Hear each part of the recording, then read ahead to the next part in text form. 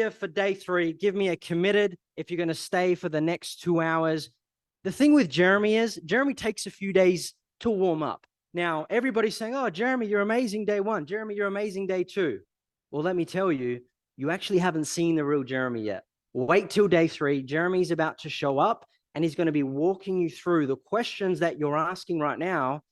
Dare I say, you're being forced to use, maybe with the script or the training that has been thrown down your throat, and it's triggering resistance, and it's costing you sales that you could be making.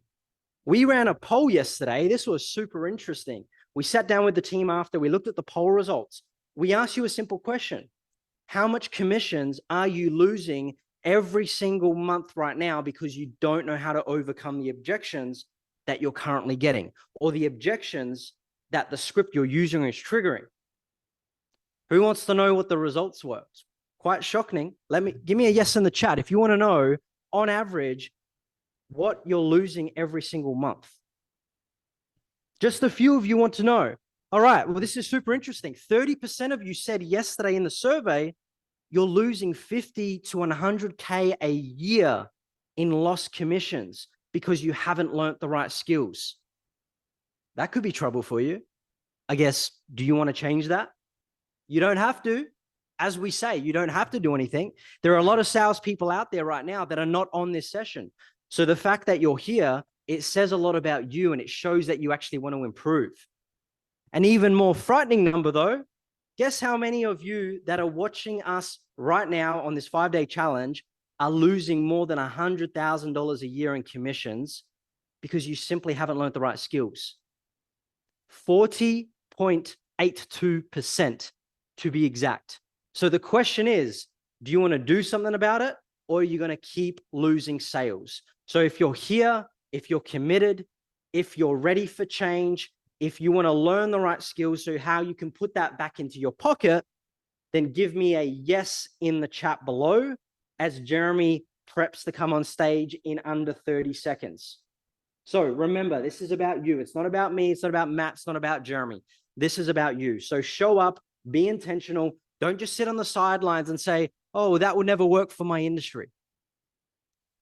The people that say that are looking for reasons why they don't need to change, because they're not willing to accept that possibly, maybe, there's something out there that would work more for them than they've been using. So everybody get ready. Let me know who's ready. Give me some emojis. Who's ready for day 3? Who wants me to bring out the man himself? Who wants that Jeremy juice? Who wants to see Jeremy in action? Get ready for day 3, everybody. Turn your phones off as I bring to the stage Mr. Jeremy Mon. And before I do, let me say, if you're on Facebook right now, I'm talking to you guys. We're shutting off the Facebook feed in 10 minutes. Make sure you come over to the Zoom link. The feed on Facebook would be goodbye in 10 minutes. So come on over. The Zoom link will be posted in the group. So without any further ado, for day 3, Jeremy and Matt, come onto the stage. The people want you. Shake and bake. Where's my shake and bake? Matt. Shake and bake. We meet again, sir. We do. How are you? Good. Right. Let me what's going on here? Let me fix this. Let me spotlight you, Mr. Miner. Yeah, I can't see you in here. I can't see you. Ace, can you? I got you. Here, No, that's all right. We're good. We're good. We're both spotlighted. We're here to go.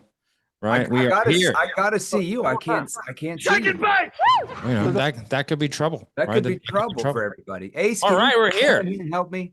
Day 3. How is everyone? Put a hashtag 3-day stayer. Who's been here for all 3 days? This is mental. You guys are taking time out to learn how to get better at sales, and that's because you guys are convicted congruent. You guys aren't tourists, are you? There's no tourists here, right? Tourists don't make it to day 3, baby, right? The tourists, yeah, it could be trouble. All right, exactly. Yeah. You know, we've had an awfully big couple of days, and this is awesome. Today is one of my favorite days. We're going to be going over some real nitty gritty, some awesome stuff. And, you know, what have you been doing? How was your night last night? Big J? Who posted? I went through a lot, you know, and I was up, you probably don't know this. I'm not a night owl like Marco. I'm like a really early morning person. I would get up at 5 in the morning, but I was putting together some slides for you guys at like 3:30 in the morning. And I'm like, okay, I need a few hours of sleep at least. I got to sleep into at least 6:30, but I'm here and I'm ready to roll. Boom, And boom. yeah, there was, Matt, I know, obviously I know your background and stuff and all that kind of stuff and how you got into the training 4 years ago and then, now in the company and all that stuff. But I remember, I remember back, like when I was first getting into sales, if Yeah. you guys were on day one, Matt, like I wasn't born with advanced questioning, tonality, objection prevention skills. Unfortunately, I had to acquire those skills. I don't crazy. I guess I wasn't a born salesperson since that doesn't exist.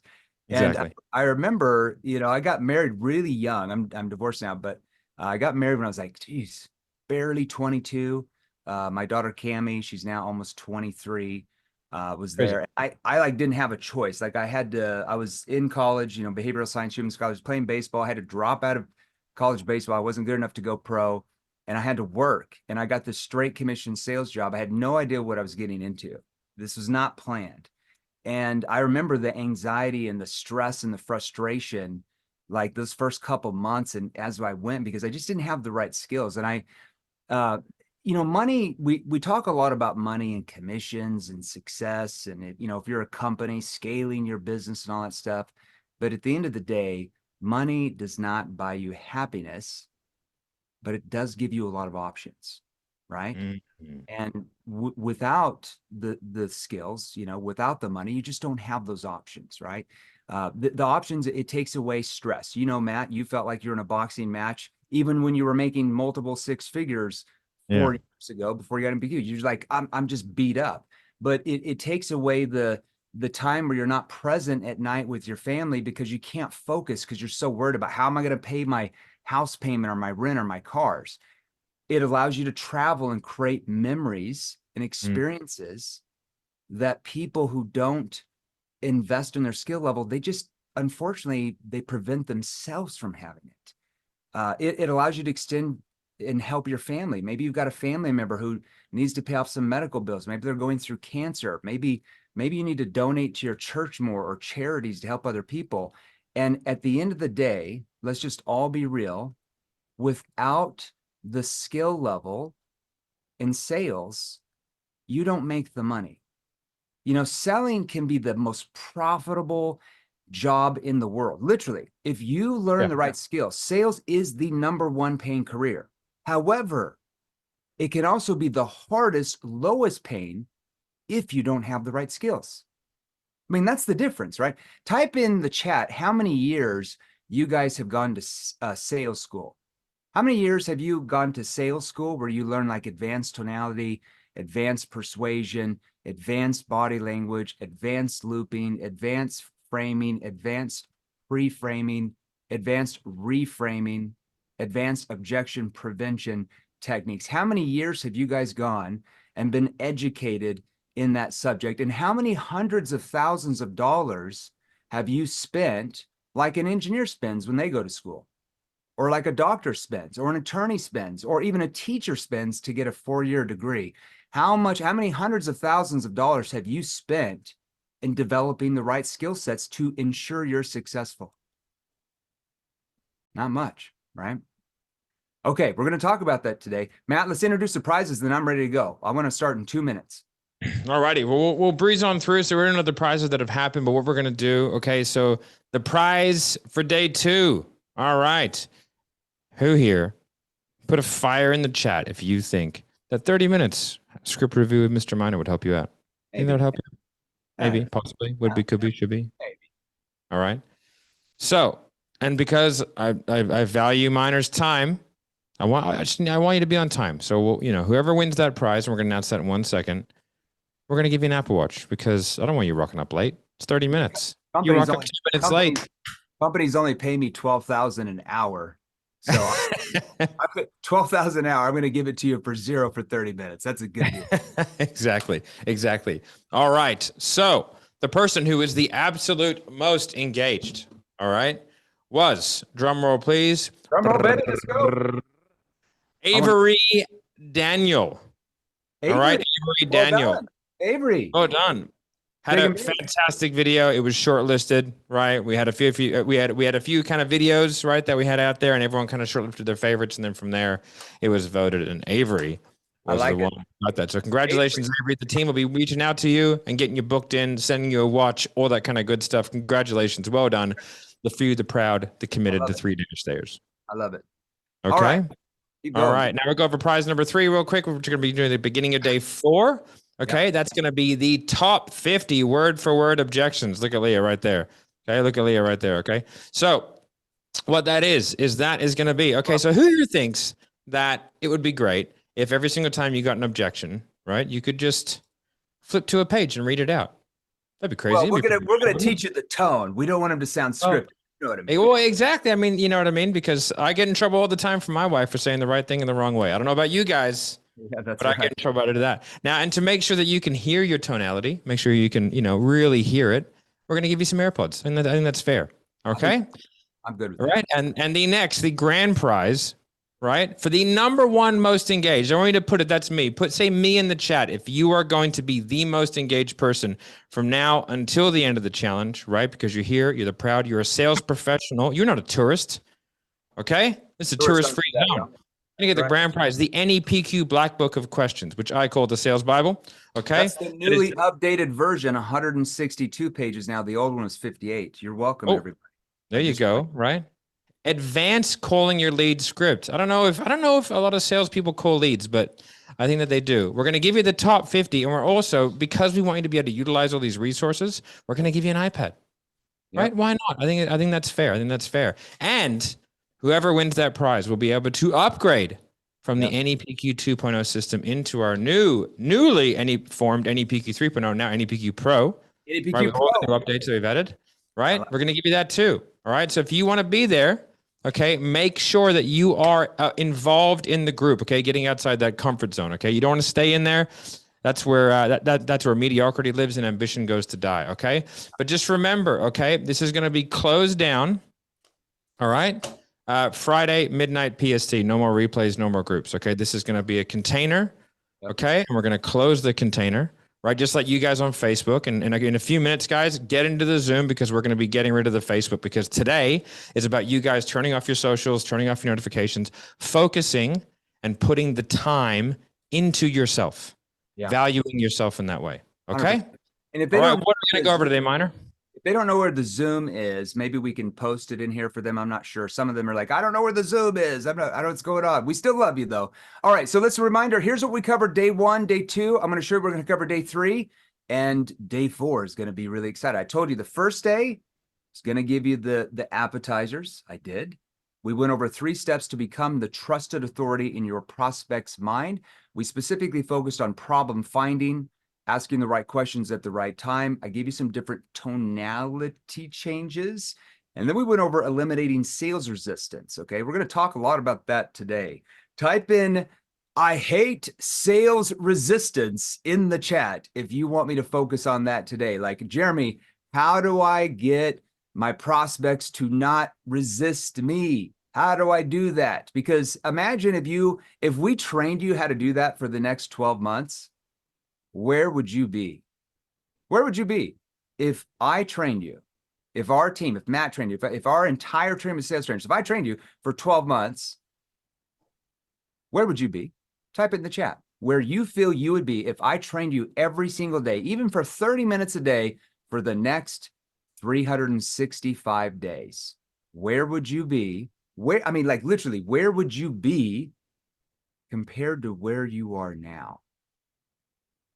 Give me a fire emoji if you want us to do that, because here in about an hour, hour and a half, you just might have an opportunity of a lifetime. A lot of people would do anything for that. Now, yesterday we went over objections. How do you get your prospects to overcome their objections? Because were you born with advanced objection handling skills or objection prevention skills out of your mother's womb? Probably not. You have to learn that, right? You want us to teach you. So we went over, it's too expensive. I don't have the money. I need to think it over. Can you just send me some references? Or can you just tell me how much it's going to cost? Now, if I'm interested. Or I saw some negative reviews about your company, or just send me more information. I think I'll do this myself. Can you call me back later? I'm busy. And then they never answer, or I need to pray about it. Okay. Now, here's what we're going to cover today. And here's what you're going to walk away at the end of the 2 hours. I told you yesterday, I even said I prepared enough training to go 2 hours and 20 minutes. I literally 2 hours and 20 minutes for free for you guys. There you go. So if you want it, I'm staying 2 hours and 20 minutes today. So today, why your sales structure that the company or some sales guru has taught you to use. There might be some good things there, but there's a lot of words you're using and questions you're asking, and especially because I'm going to go on a limb, you haven't been taught how to use your tone to cause the prospect to let their guard down, is actually triggering most of the objections you get. What if I taught you the tonalities and the questions to use instead, where the prospect just lets their guard down and you don't get the resistance? Would you sell more if I just taught you that one thing over the next 12 months? So you're going to walk away. We're going to show you some different words and tonalities to change. All right. Now let's go to the next slide, Leah. Let's look at what the new model, I'm going to remind you of what it does. So first of all, let's spend the next 5 to 10 minutes on this. Then we're going to give some industry specific examples like I promised you I would. Okay. First, any PQ questions are there to diagnose. So it's like the doctor, where the prospect views you at a higher status than them, and they help the prospect in their mind uncover problems, not just problems that they didn't think they have, but the root cause, like what's causing the problems. And most importantly, we're going to train you how to get the prospect to start to feel internal tension on how the problems are affecting them personally.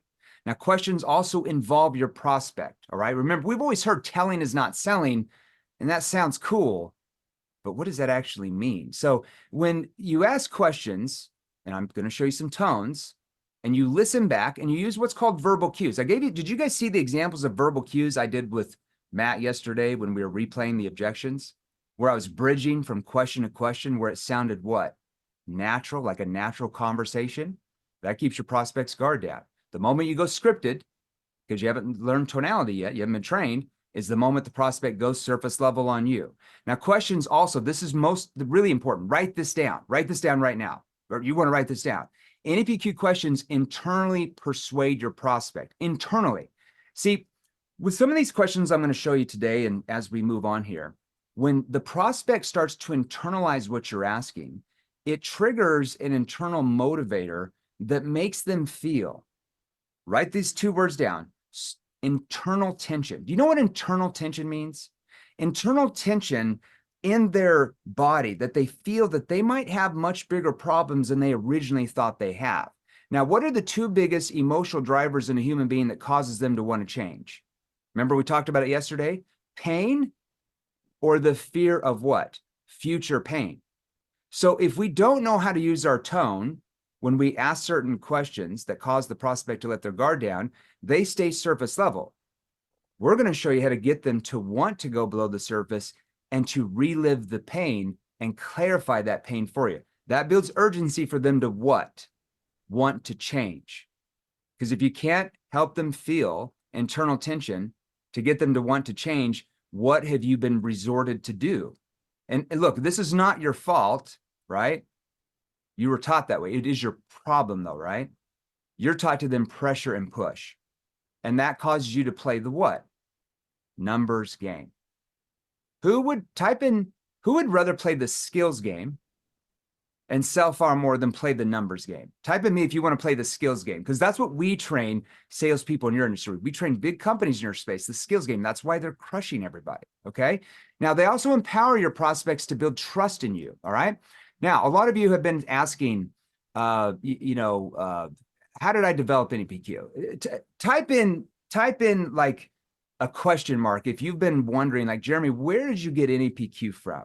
There's all these theories out on the internet, like, oh, he must have learned it from this person or that person or this person. There's like 3,000 different people. And I'm like, that's so interesting, because all 3 of those 1,000 of those people are completely different.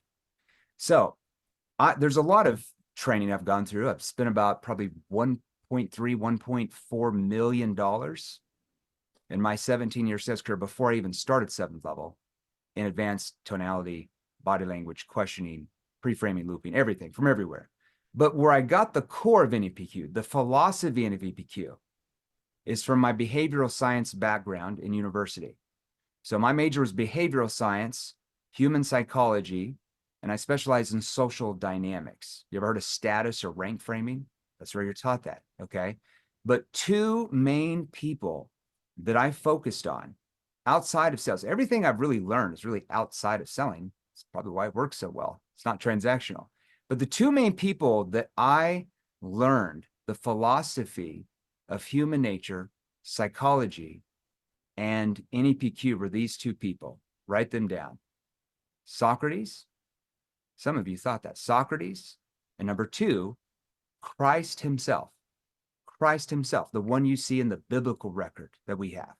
Now, do you feel that those two individuals were somewhat persuasive? I've been a fire emoji if Socrates and Christ were persuasive. Okay. Do you know why they were persuasive? You see, they weren't like everybody else that were, did they tell people or push or pressure people to do what they wanted them to do? Had they done that, you'd probably never even know who they were. Well, Christ is different. No, they asked easy to answer questions. They got their prospects to think and feel, and more importantly, internalize their situation and why they kept allowing their issues, problems, and challenges to keep happening. They also got them to feel what their future would look like once the newfound problems are solved. We call that their objective state.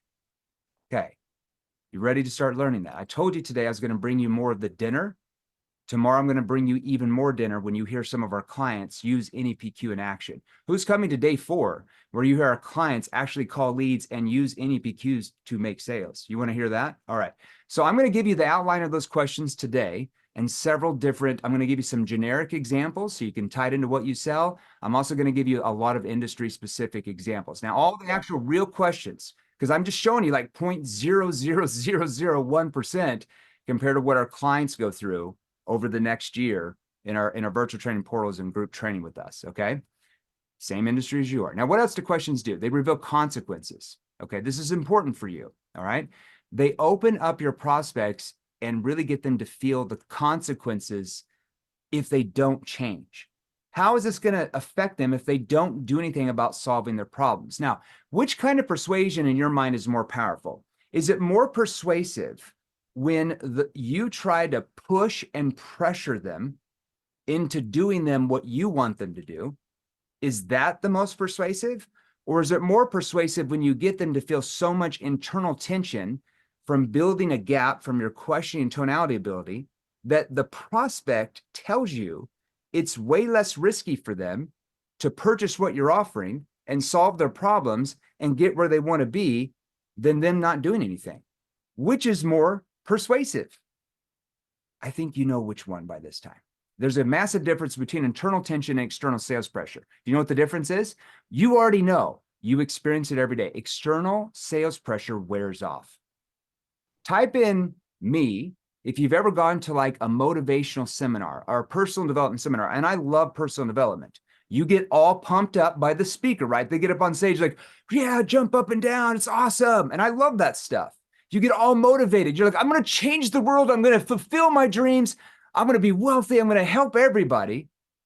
And then when you get home, it starts to what? That feeling starts to wear off.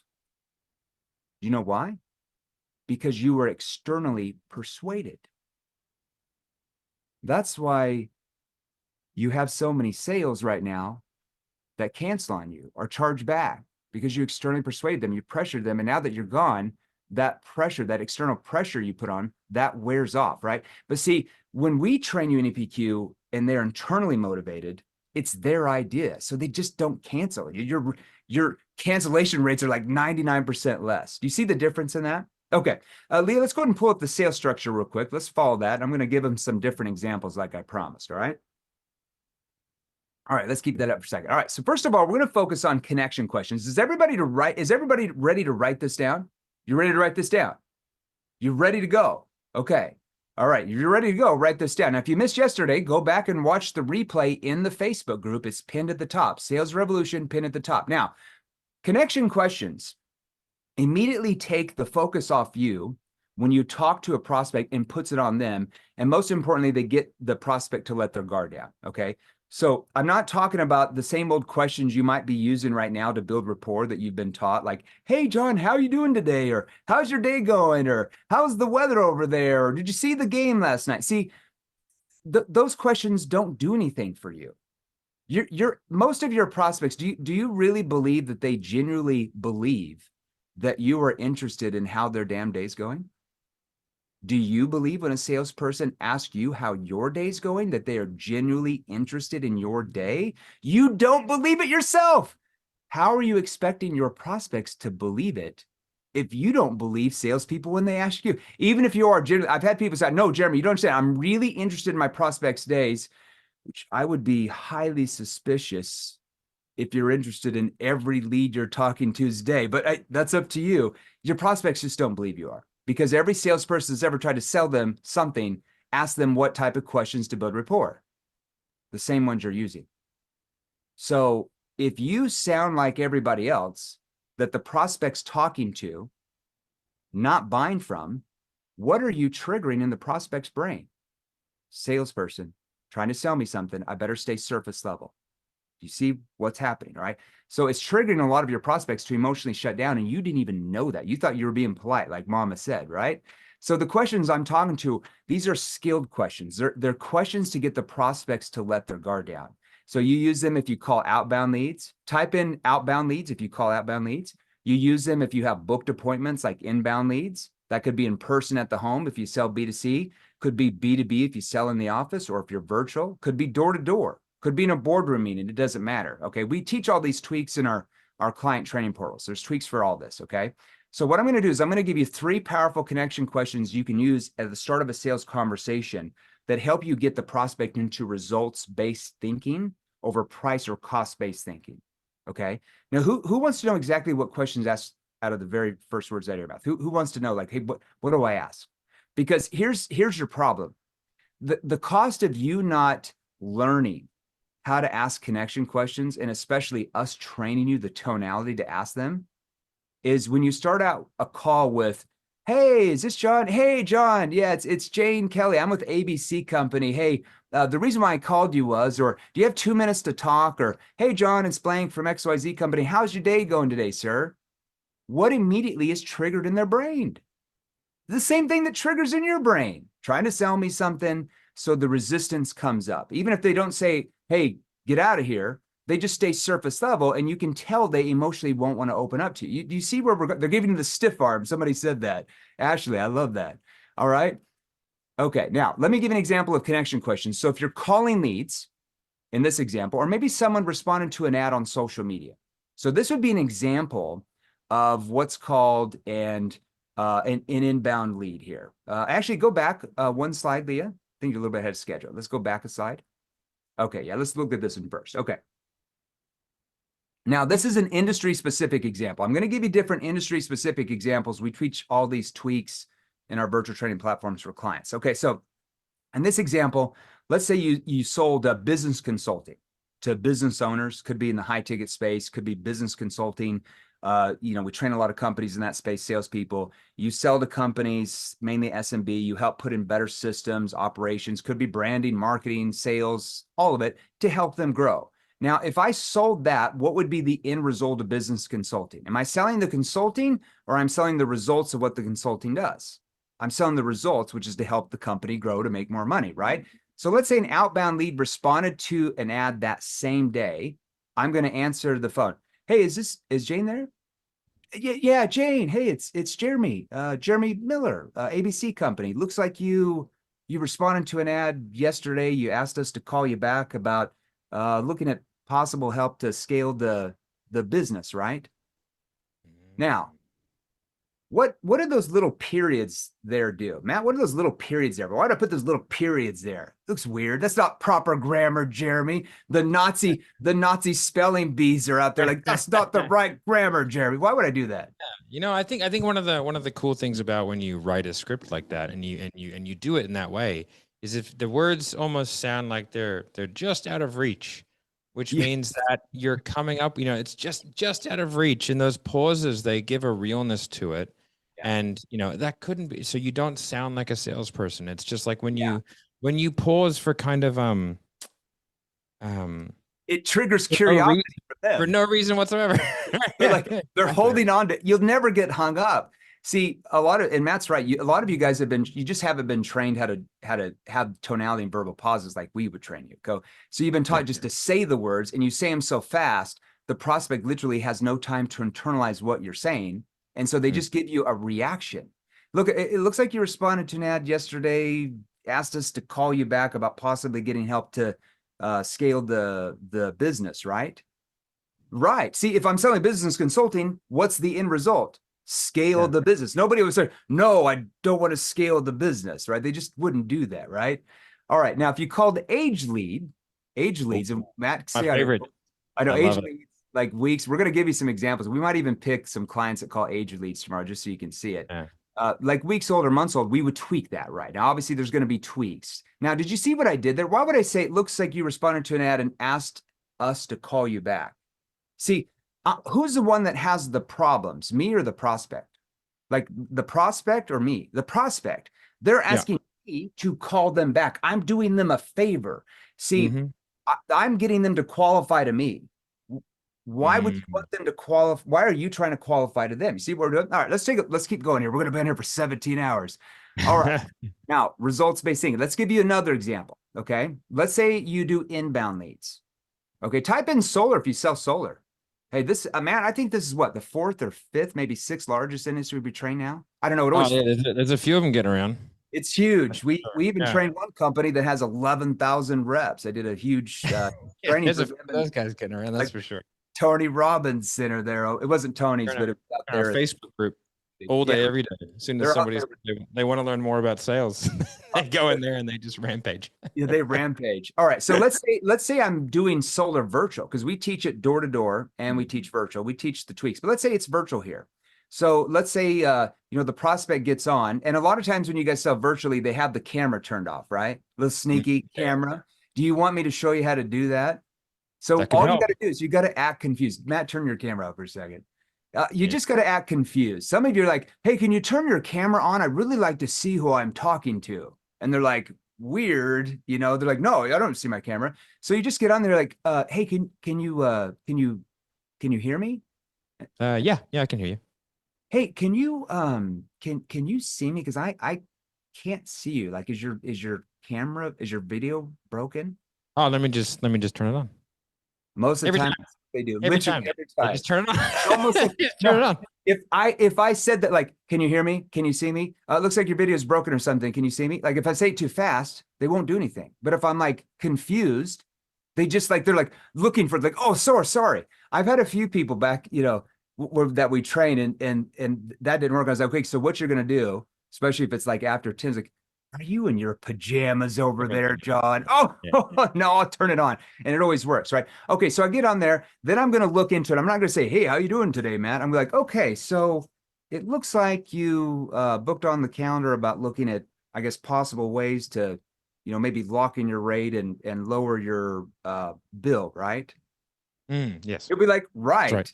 Because if I'm selling solar, I'm selling the results of what solar does, which I'm protecting them from the rate hikes, helping them lock in their rate and lower their bill. No one will ever say, no, I'm not looking to lock in my rate, right? See how I'm doing it. See what we're doing. That's the difference, okay?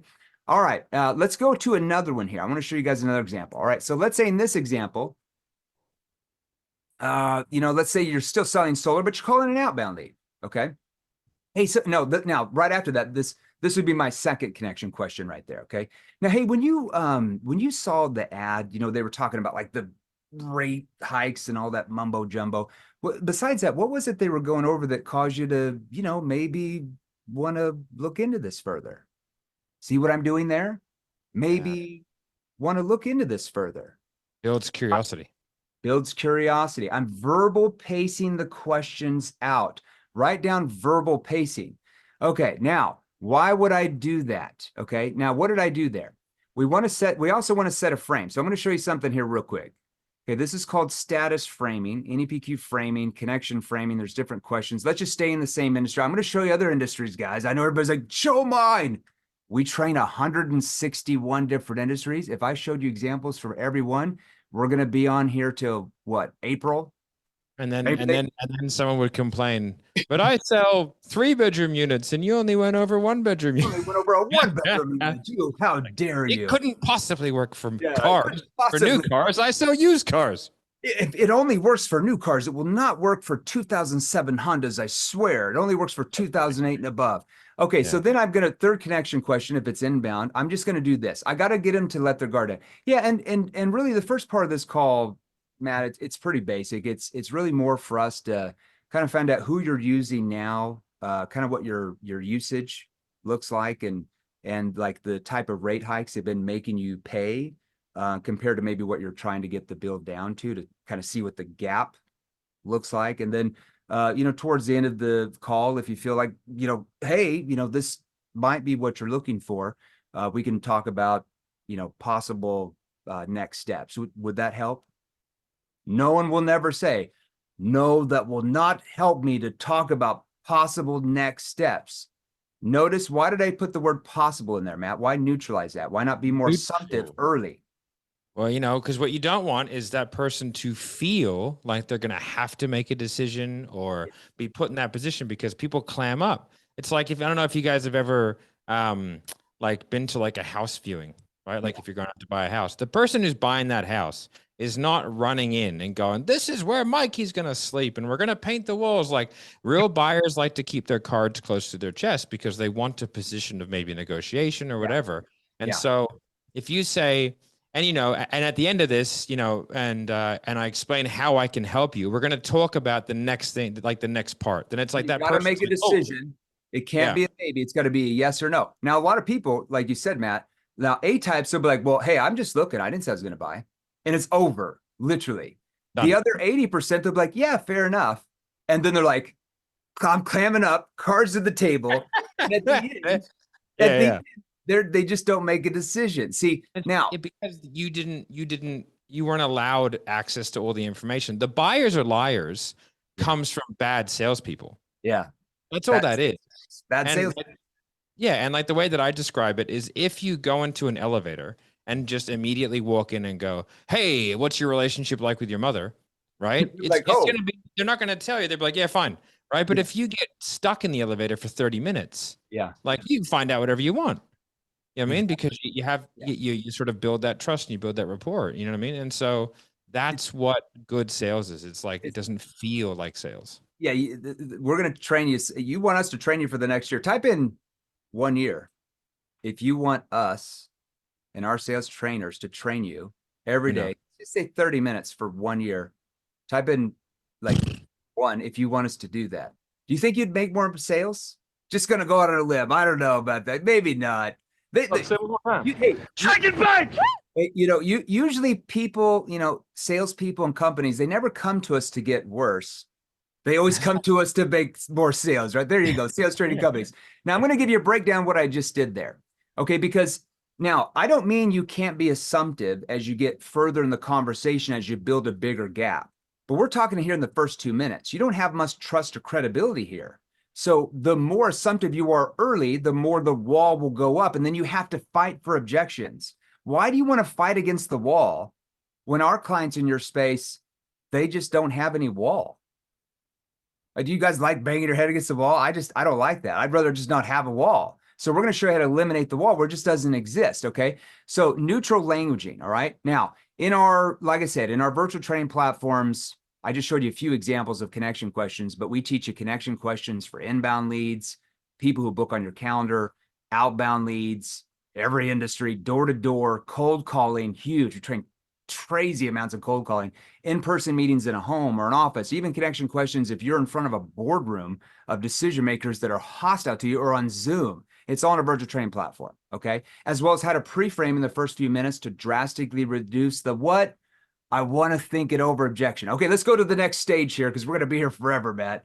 Situation questions. Now, situation questions help you find out what their real situation is. Now, in most industries, not all, but in most industries, we're going to ask about 3, 4, 5 of those. If I'm in more of a complex selling environment, most of the time it's going to be a little bit more, maybe 5, 6, 7. Okay, but we're going to show you how to sound natural, like an actor or actress does in a film you watch, rather than a scripted robot or an FBI interrogator where the prospect shuts down because they feel like you're interrogating them. Now, here's your problem if you don't learn situation questions from us, is you're never really going to understand what their real situation is. Do you know why? Because your prospects don't know when you talk to them. Would I be right that your prospects do not understand fully what their real situation is? And here's your problem. If you can't help them understand what their real situation is, how are you going to build a gap to where they want to be if they don't even know where the hell they're at? You want to change that? All right. So I'm going to give you a few industry specific examples. Now, like I said, we train 161 different industries, including yours, okay, on here. All right. If I gave you situation questions for 161 industries, we're going to be on here, well, probably till May 15th, May 30th. All right. But maybe we'll train you for the next year. We'll see what happens. We might have something for you. So let me give you some industry specific examples. Okay. Let's say that you are a financial advisor. Type in financial advisor if you're in financial services, or type in insurance agents if you're insurance agents. Those are two industries we train. Let's say in this example, you're selling an IUL. Matt, we have so many salespeople that make killer commissions selling IULs. There's one or two getting out there for sure. Maybe we'll bring one of them on tomorrow. That could be trouble for you guys. So I might start off here. So Matt, why don't you be the prospect there? Okay. And I'll start with the situation questions there. Now you're in our Sydney, Australia office. So being Australian, you're not going to understand as much of the markets over here with this compared to Aussie. I know a little bit about them. Okay, I put something in there just to help you. So, okay, so let's say that we're okay. So walk me through like what type of I don't know, like retirement stuff do you have, like 401, 403, or where you're putting your money in to make sure it's going to be enough to retire on time? Yeah, I've got a 401k through work, and I think I have like a Roth IRA as well. How long have you had that for? I think I started about eight years ago. I think I opened the Roth maybe like 15 years ago, like from like a different job.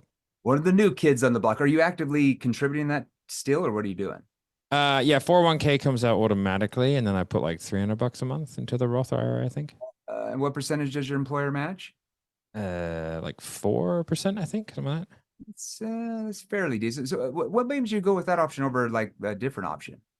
Probably more out of convenience, I think. And then I went with the Roth because I think it would save me on taxes later or something like that. And what type of percentage return did you get in that? Like last year, like 20, 23-ish? I think maybe like 6. Oh, only 6. Yeah, I mean, that's it's fairly decent. What about 2022? Like ballpark? Go back to 2022. Where are you at with that? Man, I'd have to look. I don't think it was much more. 5, 6%. Is that what you've been at? What about 2021 though? Making you think over there, dude. Yeah, I would have to go and look. Sure. Okay, you could give that to me later. Now, okay, I think you're 40 now. What age do you feel like you need to retire? Like, what age do you feel like you need to retire? 67 for sure. 67. What's the magical number 67? Well, if I could, speed it up, make sure that I'm in my 60s, so if I could do. What age do you feel like you really want to retire though, if you could? I'm not saying we could even do that yet, but what age do you really want to retire? Like early 60s would be good. Early 60s. Okay, now what did that sound like?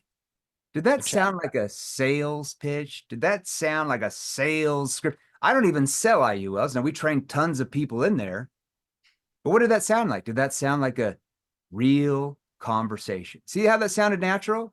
Do you want to learn how to sound natural where the prospect that you just called on the phone that forgot probably they even responded to an ad just goes with it and opens up? You guys okay with that? All right, good. All right. Now, let me show you. Should I show you a few things? Okay. Now, let's go to this next question here. Now, right then, when he does that, because I wanted to show you what I'm doing. Let's go to that next slide, Leah. Then I'm going to go into what's called problem awareness. Okay. Now, if I'd already said fairly decent in situation, I'm not going to use it again here, but let's pretend I didn't use it. So I'm going to pull back it. How do I, now that I understand his real situation, I've got him to understand his and I understand it, then I need to start to build the gap. Are you guys ready on this? I mean, so Matt, those are fairly decent returns you got the last 2 years. I mean, what's caused you to feel like it's not going to be enough to retire by 61? See what I did there? Go back to that slide, Leah. I mean, those are fairly decent returns. I mean, what's caused you to feel like that's not going to be enough to retire by 61? Now, what does Matt do at this point? What's causing him to feel like that's not going to be enough to retire? His current solution is not going to be enough to retire, but the age he said he really wants to retire. Now, Matt starts to internalize that question. But if I said, I mean, those are fairly decent returns you're already getting, what's caused you to feel like that's not going to be enough to retire by 61? Well, I'm not saying it wouldn't. It might if the market gets better. That's the type of answers you're going to get because you're asking it so fast. They have no time to internalize and think deep about what you're asking. Do you see those periods? Those are verbal pauses. Type in verbal pauses if you want to master verbal pausing. You guys think like, oh, it's all about closing and objection handling. That's what average salespeople think. Yeah. You know, top like 0.001% salespeople, like me and Matt, when we were in the game and we learned all this, we think verbal pausing and verbal pacing, that's why we don't get objections. Do you want to learn? Say hashtag no objections. Matt, what were you going to say? I mean, like the funny thing is everyone's focused on that, but like the journey that people have to go through to even give you a concern or an objection. Yeah. Like is a minority compared to everyone experiences the top of it. Yeah. So if you can master that with the, and pull things out, and everyone's focusing on the wrong things, in my opinion, when it comes to learning sales. What's the biggest problem in sales? The problem that you don't know you have. Now, type in me if before day 1 or day 2 or day 3, you had never heard of verbal pausing, verbal pacing, or verbal cues, like literally never heard of it. Tons of people. Half that the could people, be trouble. probably more. That could be trouble for you guys. All right, let's keep going. Now, let's say if you sold cars. I'm going to give you more examples. We train lots of car salespeople, dealership, making tons of money, working less hours. So I might come through. So, okay, and what type of vehicle do you drive now? Okay, and then Matt starts to tell me. Okay, that would be just one little example of a first connection question or a first situation question, because I have to find out what they currently have, right? I have to set that up. Now, there's a lot more you're going to ask after that. We train a lot of car dealerships, 401 Auto. I think it's like the first or second biggest auto dealership in Canada. We got them a 253% increase in sales during the pandemic. And do you remember in Canada when Canada was like closed down for like 2 years? They were doing some crazy sales stuff. It was wild to see. We literally taught them how to move their salespeople to the house and cold call. And literally, because the retail stores were all locked up by the government, they had to go with like 17 masks, and when they made a sale, they'd have to leave their home, meet the prospect in the car dealership parking lot, sign the paperwork 5 feet away. Throw the keys at him. Throw the keys at him. Throw the keys at him. It's so crazy, man. 253% increase in a pandemic. Okay, so you guys okay? All right, now let's say if you sold staffing. Who's in here in like staffing agencies, recruiting, or maybe you're network marketing or placement opportunities? We train tons of companies and salespeople in this space. What do you do for work? What do you do for a living? That's the first situation question I'm going to ask, because if I'm selling that, I have to find out what they're currently doing. Now, there's going to be 3 or 4 other situation questions I'm going to ask after that. We train all that in our virtual training courses for our clients. Let's keep going. I'm going to give you more examples. Let's say you sold SaaS. Type in SaaS. If you're a SaaS salesperson, it's one of the top 10 industries I think we train now. Seems like we just like every month there's like this new big industry that just pops up with us. All right. So let's say in this example, you have like some type of SaaS software. You have like some type of software that weeds out bad hiring candidates. Okay. So we train this huge company on the East Coast in Jersey, and they have the software where they help trucking companies. A lot of trucking companies, like they have problems with hiring like solid people, and they'll have all these people apply. A lot of them are flaky, and they'll get their license and they'll go out on the road for 2 or 3 weeks. So like, it's not for me. and literally drive the truck back and just park it. And when they do that and they've got all that merchandise in the trailer, guess who loses all that money? The trucking company. You're talking thousands of dollars a day they lose. Okay. So I'm going to say, walk me through. What do you guys do to recruit drivers now, Matt? Yeah. We just kind of go on Indeed and like post out to candidates. Oh, you use Indeed. How long have you been using Indeed for? Oh, I mean, 2 years, give or take. We've used a few other ones as well. Could be true. Who else are you using besides Indeed? LinkedIn? Yeah. I mean, just sort of the standard stuff, really. That happens. How many drivers are you currently hiring a month on average, like right now? 7 or 8, I think. And how many are you needing to hire? Oh man, if we could double that, that'd be great. Okay, now is that, you gotta be real with me. Is that your humble goal? Or how many do you want to hire if you could? You could be real with me. I mean, like 25 would be like the.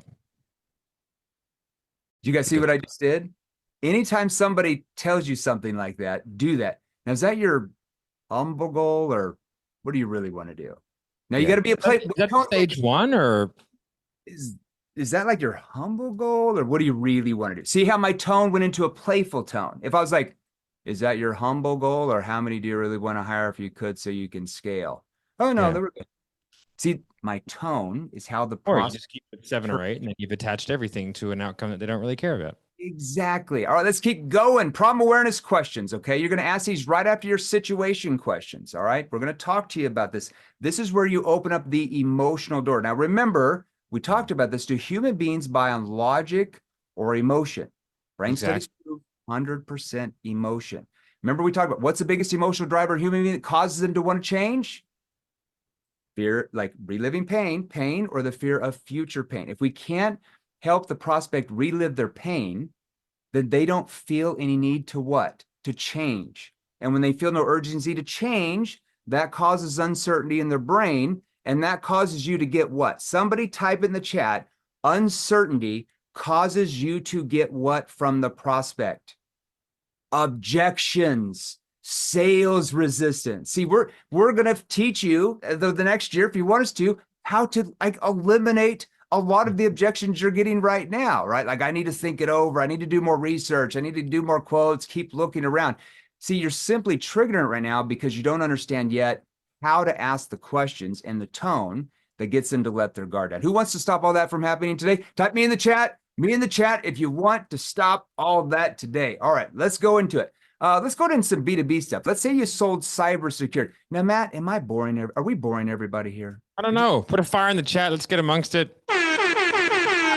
That seemed a bit boring. All right, so let's say that you sell cybersecurity. Type in cybersecurity. Well, that's a big one. If you're not, especially right now. Yeah, huge industry for us. Yeah, Australia just had a huge cybersecurity breach, and so everyone's going ballistic. Could be a problem. Okay, so we train tons of companies in the space. I think one of the top 25 spaces we train now. So I'm going to lean in after my connections and situation questions. Now pay attention to my tone. So are you, are you 100% satisfied with the way your fraud stack is set up? Stop. If I'm talking to a group on Zoom, management. So is your management team like 100% satisfied with the way your fraud stack is set up? Now, why would I ask 100% satisfied? Why not say, are you satisfied? Why would I say, are you 100% satisfied? Somebody tell me. You remember, let me give you an example. Do you remember when you first started dating your boyfriend or girlfriend or person you're with right now? Do you remember the first 6 months they were completely perfect? You loved everything about them, like everything. They were just perfect. Then 7 months in, there's just some things you don't like. You're not 100% anymore. Or how many of you have ever bought something, you loved it, you loved it the first day? You could buy a $500,000 Ferrari and love it, and then when you get that first bill, when something goes wrong and it's $27,000, you don't necessarily love everything about it. See, nobody likes anything 100%. So if I would just like to say, though, I like my wife 100%. Of course, yeah, Sammy, we 100%, 110%. Are you definitely not right there? 100%? Now, do you guys see my tone? Are you 100% satisfied with your fraud stack set up? Now, if I was like, are you 100% satisfied? A curious tone, that would be weird. What type of tone did I just use? It's kind of a like concern tone, right? What did I just seed in that prospect's brain? That maybe I know something that they might not know, that there should be concern. Oh, let's keep going, Matt. We're going to be here for ages. Let's say you sold mortgage protection or general life insurance or final expense. What were you going to say, Matt? No, it's like, it sounds like things are going perfect for you guys. I mean, is there anything you would even change about your fraud stack? Sounds like things are It's not going perfect. Well, what do you mean not perfect? exactly. Sounds like You know? things are 100% perfect for you. Well, it's not 100%. Not 100%. Well, And then I they spill the beans. You guys want to learn this stuff? You want to be able to Gotcha. study for it? Okay, good. Real estate's a huge one, right? Let's type in life insurance or mortgage protection or final expense if you sell that. I'm going to show you an example of that right now. We got one company, we're training like thousands of their agents. I think this is the second largest industry we train now, according to Sam the man. All right. So let me lean in. Let's say I find out Matt has a work policy of $100,000. And I know a lot of you lose sales because they get on there like, well, I got a work policy. I'm good. Right? Who loses sales to that industry? So I'm going to lean in. So I'm not understanding. I mean, you've got this $100,000 work policy. I mean, what's caused you to feel like that's not going to be enough? So you've got work policy. I'm concerned for my own safety. Like, it might not be enough though. It's like, well, we have, the bills and it's the sort of, the mortgage would be more expensive than that and stuff like that. So could be trouble. How many months would Cindy be able to pay like the mortgage bill? I think you said that's $3,300 a month. Like how many months would she be able to pay that and like all the other expenses? Man, if we lost your income. Oh, maybe 6-7 months. What happens to her and the kids at that point though? Yeah, I mean, yeah, they wouldn't. See what we did there. See what we did there. See the body language. Now, it's a lot harder to pull off in role plays like this. If you like saw our clients like sitting in a home or on Zoom or on the phone doing this, the prospect doesn't even feel like they're on a sales call. They literally feel like they're doing them, the salesperson's doing them a favor by allowing them to pay to get them where they want to be. Now in the training courses, we teach you all these different tweaks for all the different industries, all the problem awareness questions are all right there. All right. Let's say if I sold cars again, you want to see this one, see this problem awareness question. Okay. I'm going to lean in. I mean, you got the Honda. I mean, that vehicle, I mean, that's fairly decent. I mean, what's caused you to feel like you might want something newer? See what I did there. Okay. Now there's other problem awareness questions you got to ask after that. That's not, you don't just ask one. Let's say if I sold merchant processing. Okay. I mean, you've been with this vendor for the last 4 years. I mean, it can't be all doom and gloom over there. What do you like about what they've done? They start telling you blah, blah, blah, blah, blah. I mean, it sounds like things are 100% perfect. What would you change if you could though? Well, it's not 100% perfect. Not 100%. Matt, when I taught you that with the concerned tone, what started happening? Oh man, that was a crazy one because I would always get because I was quite aggressive, so I would get like defensive prospects, right? Yeah. And so like I was always triggering that. And one of the things that I've like tried in mantra in my life is like it's always my fault.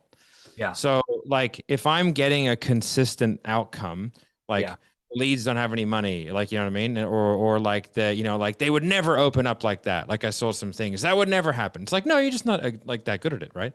So it's like, if it's my problem, I can fix it. Right. Yeah. Like the problem is when you externalize problems to factors that you don't have control over, then you won't even try to fix it. Like I have a friend whose father owns restaurants, and during COVID, he quintupled his business. Yeah. He owns a restaurant.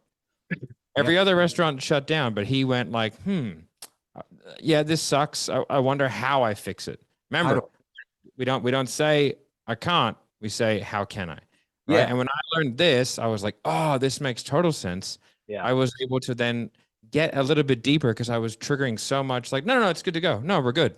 I was like, I mean, folks, we have salespeople. These examples I just showed you that are literally making 5 times more than you are in the same industry. So if you're saying it doesn't work, maybe the question should be, Jeremy, Matt, I'm not understanding how to get my prospects to build a gap in their mind. Can you train us how to do that? And we would train you how to do that. See, it's a disarming technique. See, like Matt says, when we push back, when we push them away a little bit, human behavior says what? They want to pull us back in, right? So when I say, I mean, it sounds like things are 100% perfect. What would you change if you could? Well, I mean, they're not 100%, not 100%. And then they'll start spilling their beans. Well, we like them, but, and then they start telling you everything they don't like.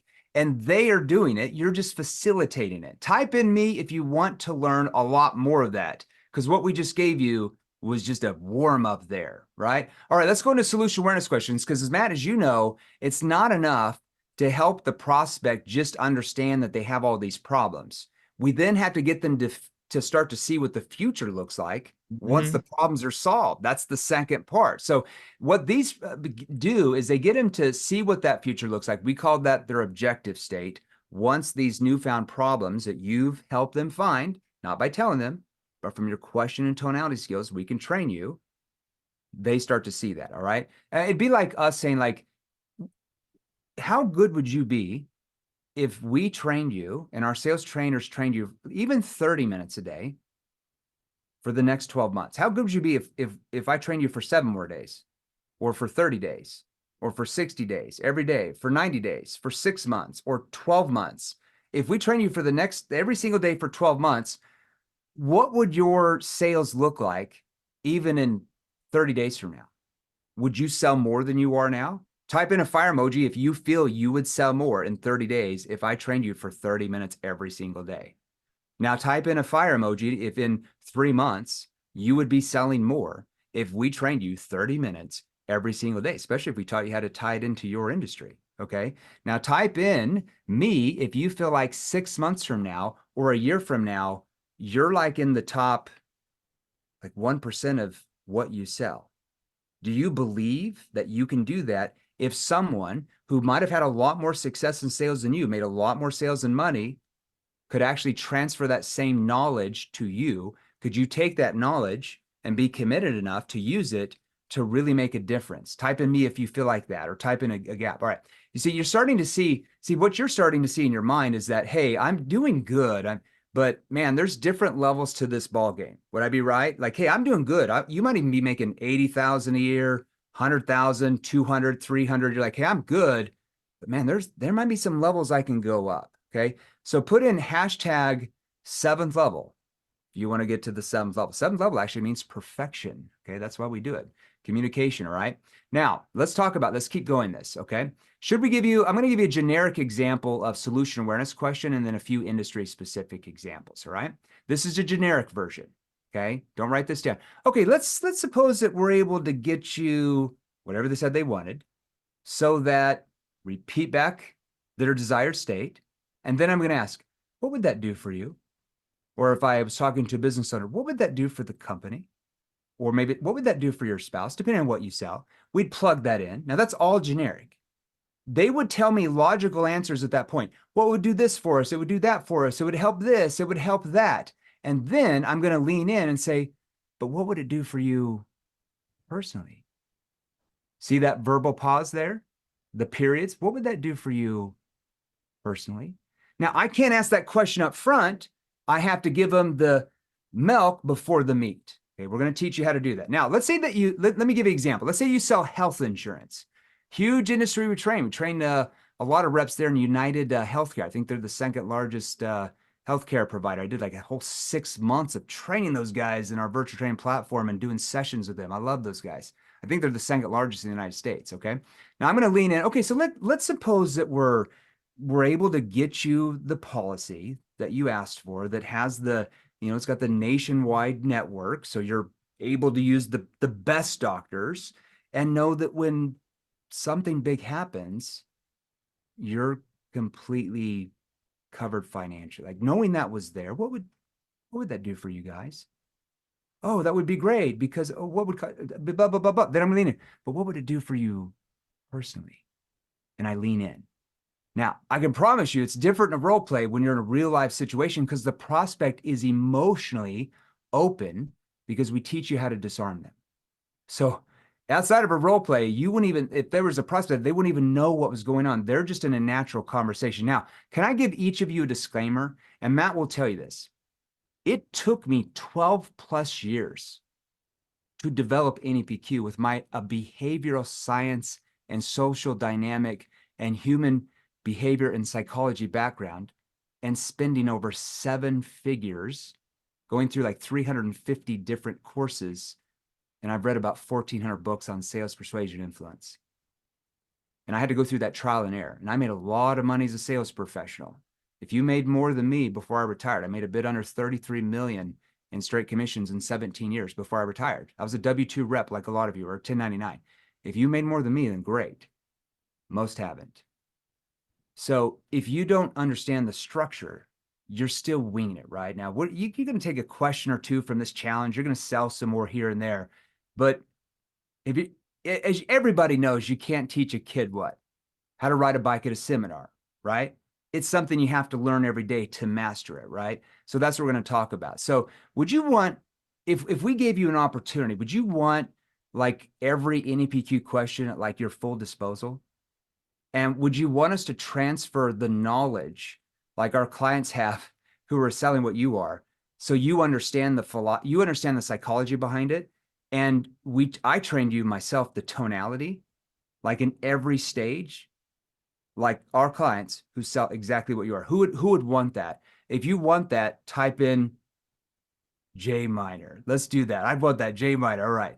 Now, here's what we're going to do. Consequence questions are some of the most powerful ones, okay? Now, if you don't learn how to ask consequence questions, because once I get them to see what the future looks like, I need to take that away from them where they defend themselves on why they feel they have to change. If you knew how to get your prospect to defend themselves on why they need to change their situation, do you feel you'd make more sales than you are now?